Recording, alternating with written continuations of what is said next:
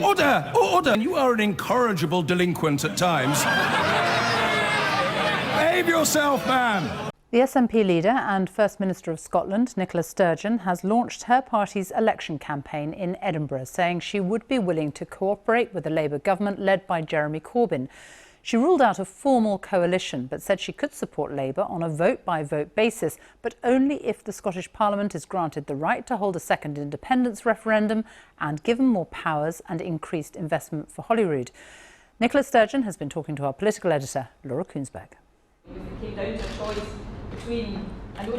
She wants two things: to stay in the EU. We want Scotland to remain inside the EU. But Scotland to be out of the UK. Should not be for Westminster to decide. But if she worked with Jeremy Corbyn, could this election give the SNP both the outcomes they want and change the course of the country for us all? And if there is a hung parliament after this election, SNP MPs would seek to form a progressive alliance to lock the Tories out of government. To be crystal clear about this, if Labour was looking to seek a government and they accepted the principle of having another vote on independence in Scotland, you would be willing to form an alliance that would put Jeremy Corbyn into Downing Street. I would never put Boris Johnson into Downing Street. But you would put Jeremy But Corbyn we would, in. and if people are worried about Jeremy Corbyn, with good reason in many respects, then better to have SNP MPs in there making sure the right issues are progressed and the right values are protected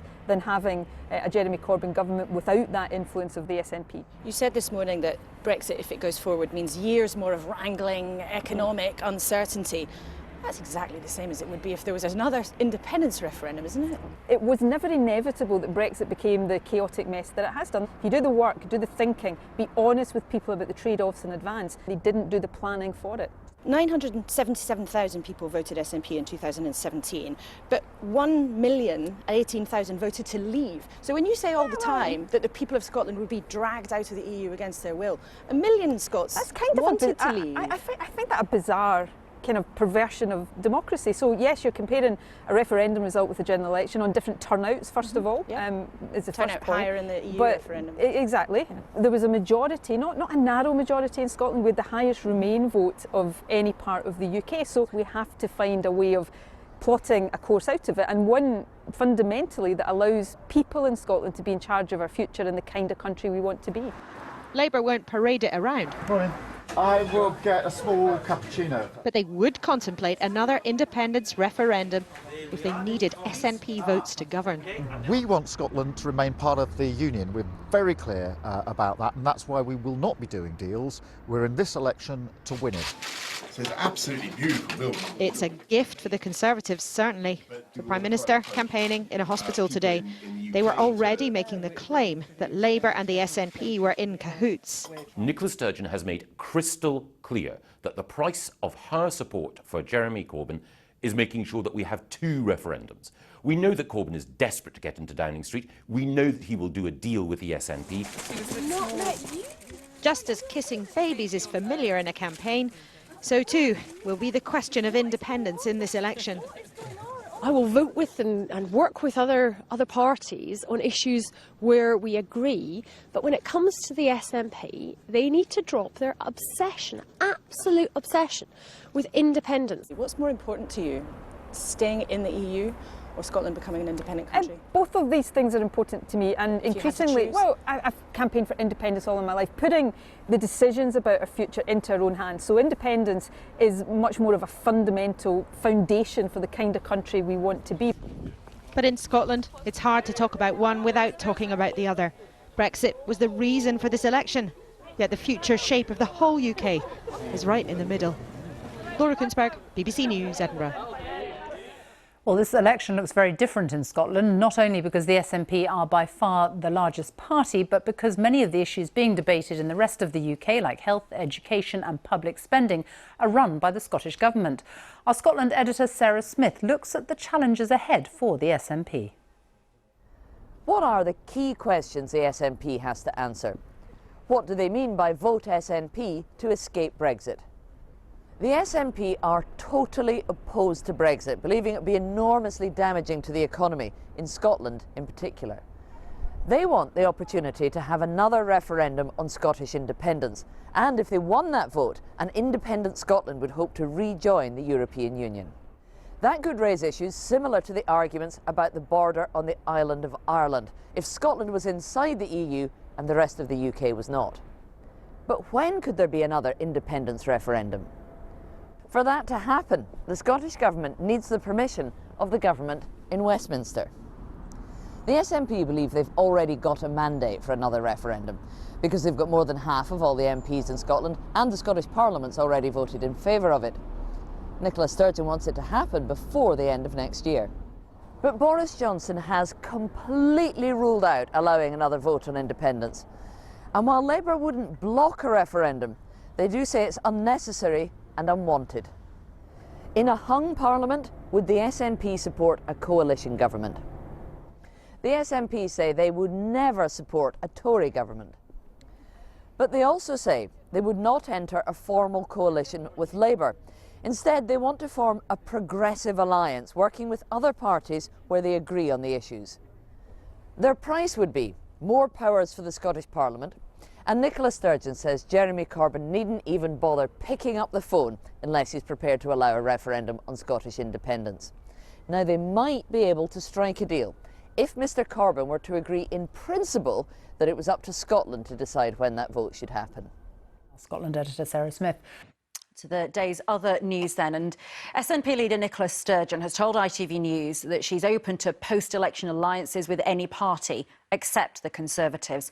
Launching her party's campaign, she said a hung Parliament could leave the SNP in a very strong position to push for a second independence referendum. From Edinburgh, here's our political editor, Robert Peston. No ambivalence there from the leader of the Scottish National Party as she launches a campaign for an election which some see as her election, since it was the SNP in Westminster that played such a leading role in persuading the Labour Party to vote for the election.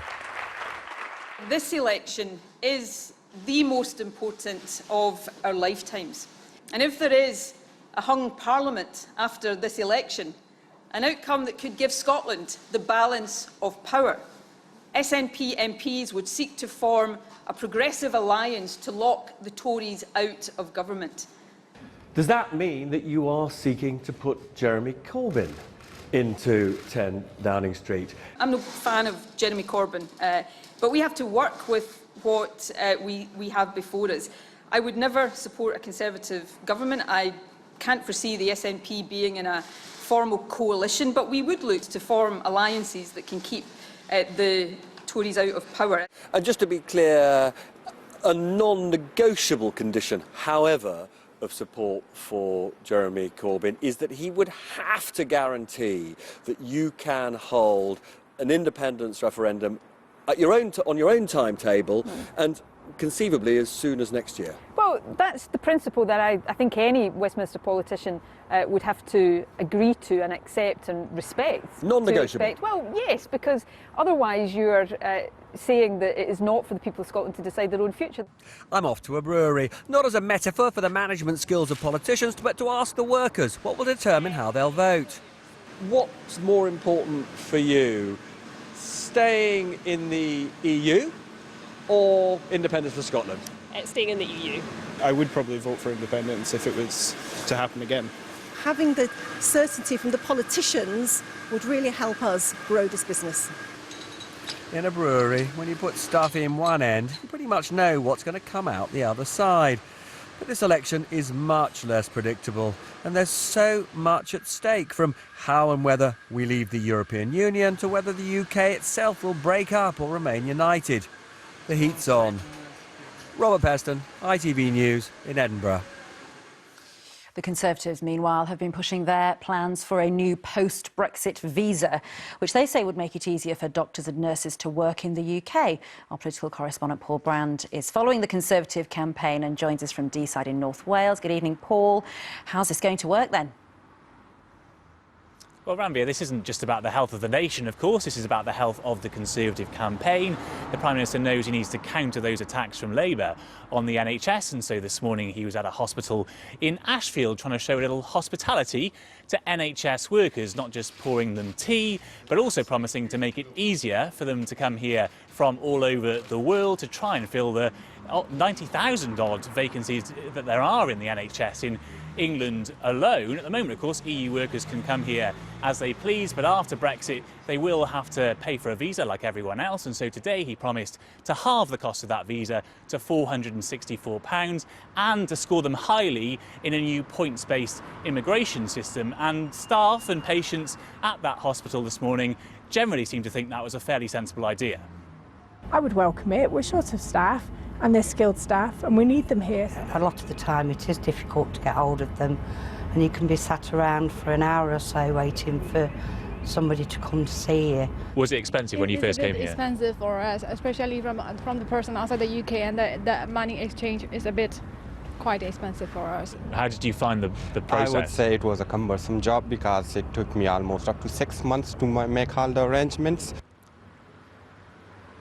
Well, the Royal College of Nursing says any costs will deter workers from coming here, and we still don't have the full details of the Conservatives' new immigration system. Perhaps some of that may come in their manifesto. Paul Brown, thank you. Of course, all sorts of issues will decide the outcome of the general election. And in our new series, The Conversation, ITV News is listening to the discussions and debates people are having up and down the country. Tonight, Ben Chapman has been to Telford in Shropshire. The Conservatives won that constituency by just 720 votes in 2017, and it is the kind of seat Labour needs to win to take control. We're told it's the most important election for a generation, one that will shape the country's future. But for these young mothers, the word Brexit doesn't even feature in the conversation. Concerns about local health services and the cap on child benefit matter more. I'd prefer someone that's going to make changes that will help people with larger families. I mean, both me and you have got more than 2 children. Oh, yes. So a bit of the cap taken off is going to benefit us, so at least we can provide properly for the children rather than struggling against me. I think maybe it is time for a change and to go back to Labour, see what they can offer us instead. The Park Lane Community Centre is in one of Telford's most deprived areas. The town is a big Labour target, and Jeremy Corbyn himself visited this week. His pitch to transform the country should appeal to those at this project, helping recovering addicts improve their life skills. How he comes across is that his approach would take us back to the Stone Age, pretty much. But haven't they already took us there? Yeah. Do you know what I mean? That's why people have got food bags and stuff. The money they're borrowing will have to be paid back. We can't just print more. Well, there's money there, isn't there? There's more billionaires now than there's ever been. But while some here may have lost their appetite for Brexit, for others it can't be ignored. Sausage roll for me, please. In Sarah's case, that means switching parties to back Boris Johnson.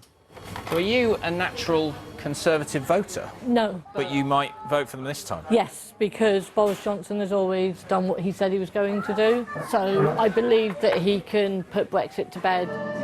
The slow pace since the referendum has been frustrating for many in a place where 2/3 voted to leave. At the Sequence Dance Club, some who used to vote Labour are swapping political partners. I think the country now is so fed up.